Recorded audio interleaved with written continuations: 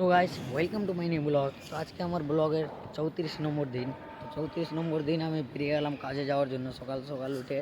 তো সকাল সকাল উঠে বেরিয়ে গেলাম কাজে যাওয়ার উদ্দেশ্যে।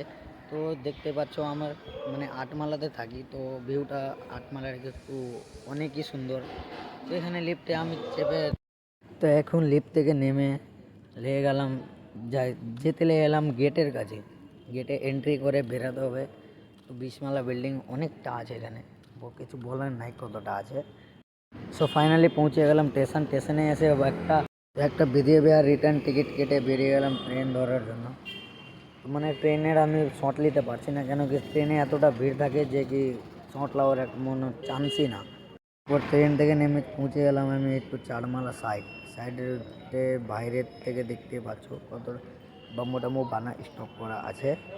তো চারমালা সাইড আছে, তার জন্য লিফট টিপ নাই, তো আমরাকে হেঁটে উপরে টেরিস যেতে হচ্ছে।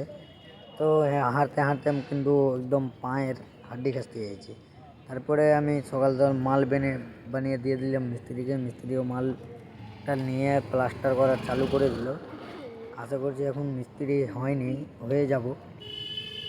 তো ওটা কমপ্লিট করার পরে এখানে আমরা করতে লেগে গেলাম পলিমার, কেন কি এখানে সব সারিয়া টারিয়া দেখা যাচ্ছিল, তার জন্য এখানে করতে লেগে গেলাম পলিমার। এরপরে এটা আমি প্লাস্টার করলাম। যদি আপনাদের প্লাস্টারটা ভালো লাগে প্লিজ একটু কমেন্টে জানাবেন প্লাস্টারটা কেমন হয়েছে আমার হাতে। তো এখানটায় আসলাম ফ্ল্যাটে, 20 নম্বর ফ্ল্যাটে। এখানে চালু হয়ে গেল প্লাস্টারের কাজ।